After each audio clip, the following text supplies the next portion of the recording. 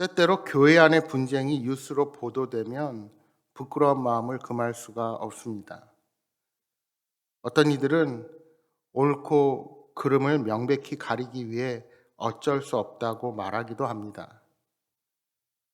그렇습니다. 교회도 사람들이 모인 곳이기에 다양한 문제와 갈등이 없을 수 없습니다.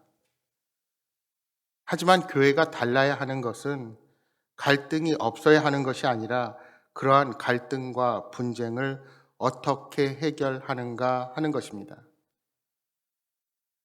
당시 고린도 성도 간의 갈등이 벌어지면 상대방을 법정에 고발하는 일들이 종종 발생했던 것 같습니다. 그러니까 지금 바울이 이야기하고자 하는 것은 형사상의 문제가 아닌 민사상의 문제들을 언급하는 것이라 할 수 있습니다. 지금도 이러한 문제들은 심심치 않게 발생합니다. 교인들끼리 문제가 발생하여 법정 다툼을 벌이는 경우도 있고, 교인들이 양쪽으로 나뉘어 분쟁하다가 법정 공방으로 가는 경우도 있습니다. 바울 사도가 본문에서 말하는 메시지의 핵심은 교회 안의 갈등과 분쟁을 세상 법정이 아니라 교회 안에서 해결할 수 있어야 한다는 것입니다.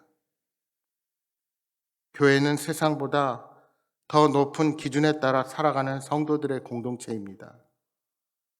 그러므로 교회가 세상의 옳고 그름을 판단하고 이끌어야 합니다. 교회와 성도는 세상이 추구하는 가치와 윤리적인 기준보다 훨씬 더 고결한 가치, 훨씬 더 높은 수준의 기준을 갖고 있습니다. 그런데 문제가 발생했을 때 교회 안에서 해결하지 못하고 세상의 법정에 그 판단을 맡긴다는 것 자체가 매우 부끄러운 일이라 할 수 있습니다. 본문 1절에 불의한 자들은 세상의 법정이 다 불의하다는 말이 아닙니다. 여기에 불의한 자들은 신학적으로 하나님과 관계가 없는 삶의 태도를 뜻하는 말이라 할 수 있습니다. 예수 그리스도와 상관없는 의를 말하는 사람들, 다른 말로 세상의 가치로 사는 사람들을 가리키는 말이라 할 수 있습니다. 따라서 바울은 교회의 일로 세상 사람들 앞에서 재판받는 것을 나무라는 것입니다. 여러분, 이 말이 예수 믿는 사람이 법정에 고소하면 안 된다거나 국민으로서의 법의 보호를 받는 것이 잘못되었다는 말이 결코 아닙니다. 국민으로서 법의 보호를 받고 살아가는 것은 이 땅을 살아가는 그리스도인들도 마찬가지입니다.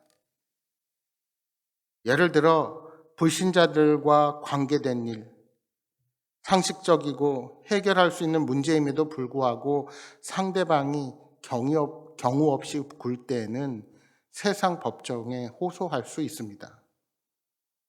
그리고 심지어 성도 간의 문제에 대해서도 부득이한 경우에는 법정에 가야 하는 경우도 분명히 있을 것입니다. 그러나 가서는 안 되는 경우가 있습니다.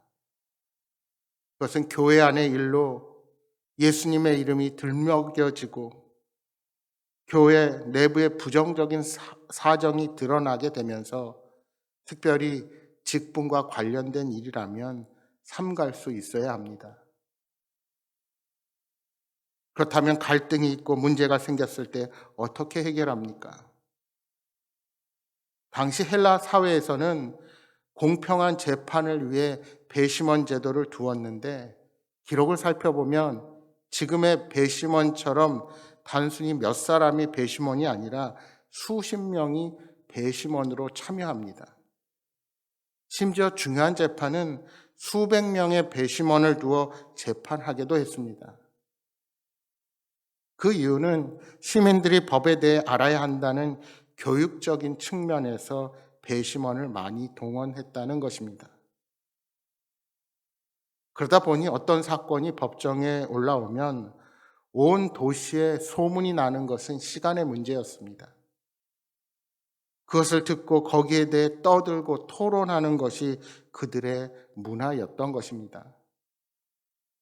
그러니까 일단 송사에 걸리게 되면 재판 때문에 소비되는 시간과 비용의 낭비는 말할 것도 없고 온 도시에 소문이 나서 구설수에 오르게 되었습니다.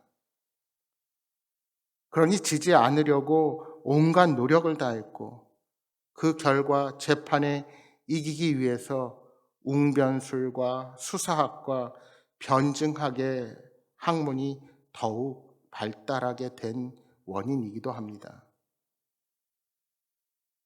그런데 유대인들의 모습은 이와는 좀 달랐습니다.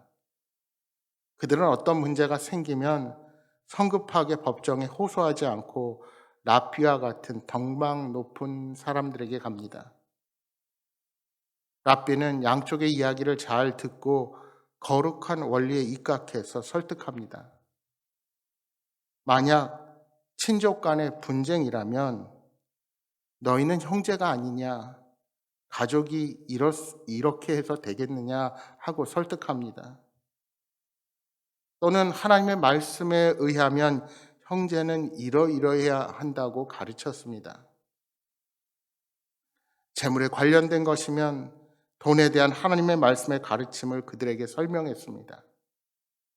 율법의 말씀, 사랑의 정신에 의해서 지혜롭고 공평하게 권면하며 그 문제를 해결하려고 했던 것입니다.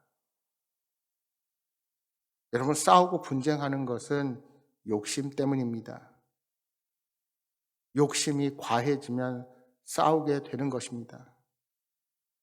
그래서 바울은 그 욕심보다 더 중요한 것, 거룩의 원리를 생각하게 함으로써 서로 양보하고 그 권면을 받아들일 수 있게 한 것입니다.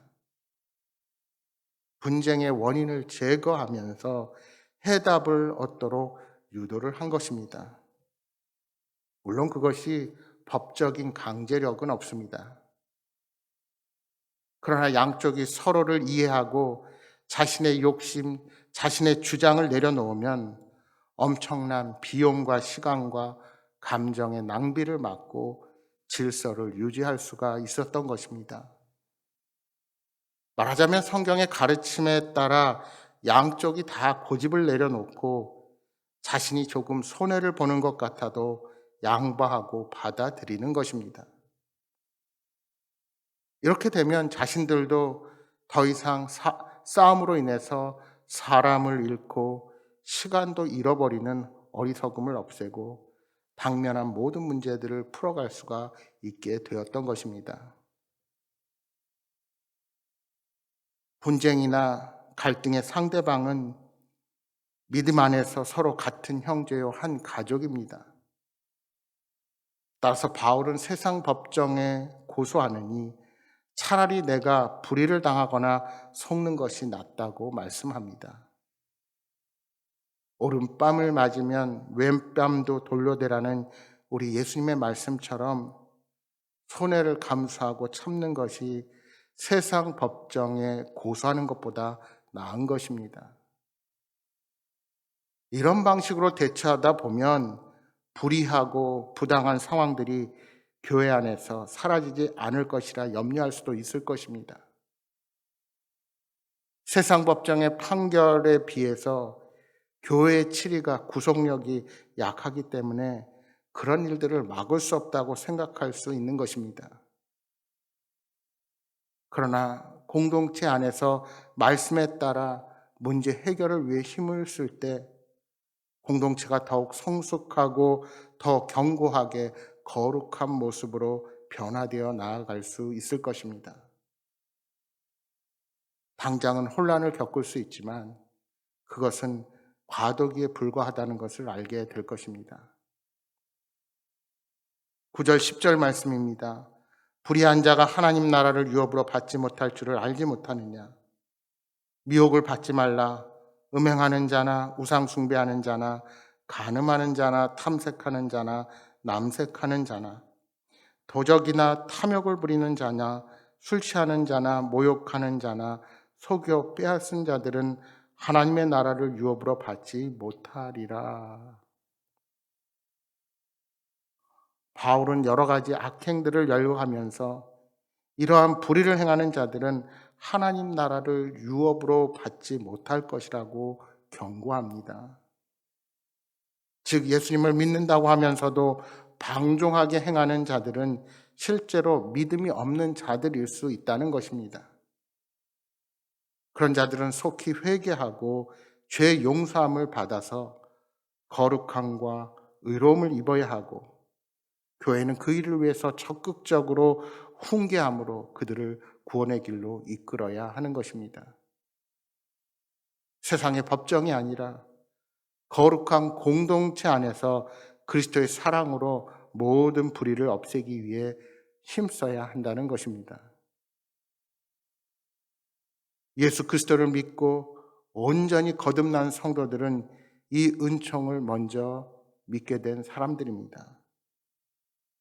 불의하고 방종하게 행하는 지체들도 그 은총을 잊고 회개하고 거룩한 백성이 되도록 힘쓸 때 교회 공동체는 더욱 거룩하고 의로운 공동체로 든든히 세워져 가게 될 것입니다. 여러분, 그래서 교회 공동체는 스스로의 자정 능력이 있어야 합니다. 예수 그리스도의 보혈로 깨끗해지고 거룩해지며 의롭게 된 공동체이기 때문입니다.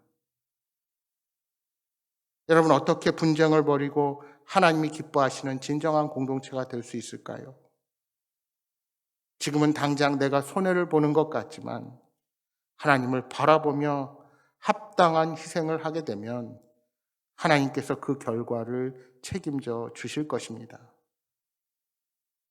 우리의 모든 삶의 기준이 내가 아닌 하나님께서 기뻐하시는 모습이 될 때 오늘 우리의 공동체 안의 문제들을 해결하고 하나님의 영광을 나타내는 귀한 공동체로 든든히 서가게 될 것입니다.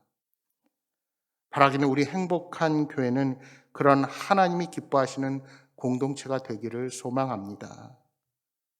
우리 안에 그러한 서로를 향한 배려와 사랑이 넘치기를 바랍니다. 사랑하는 여러분, 늘 주님의 뜻을 따라 서로를 격려하며 공동체를 아름답게 세워가는 여러분 모두가 되시기를 주님의 이름으로 축복합니다.